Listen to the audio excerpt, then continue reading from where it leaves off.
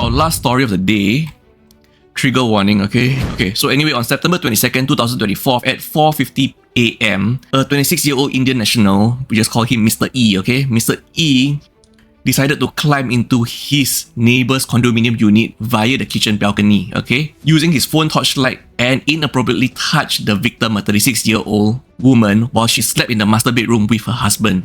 The husband was beside her, and still the suspect went ahead.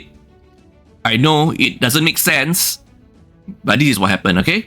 The suspect touched the victim's underwear, waking her. The victim woke up thinking that it was her husband, but found her husband asleep. She turned to the side and saw the suspect. She screamed, and the husband woke up and confronted the suspect.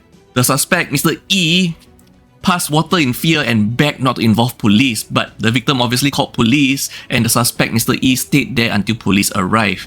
The suspect, Mr. E, admitted to trespassing but denied any inappropriate physical touch, okay? Falsely claiming that his phone fell on the victim.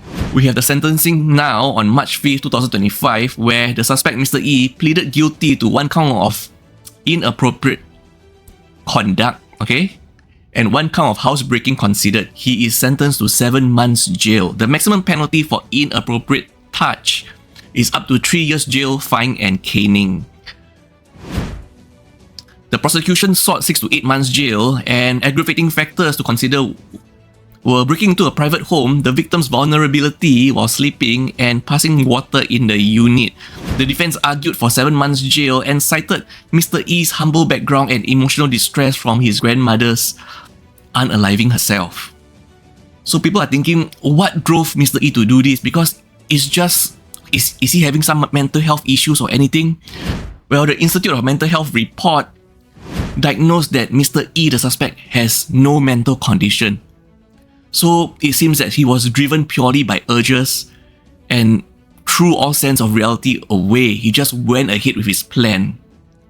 This is how dangerous it is. And for context, the suspect lived next door to the victim for a year and knew her from prior encounters, at the corridor, at the common areas.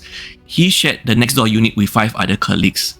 And just on one night, maybe driven purely by urges, he decided to climb into the neighbor's unit via the kitchen balcony. This is how dangerous it can be when they have no sense or reasoning and just being driven purely by urges.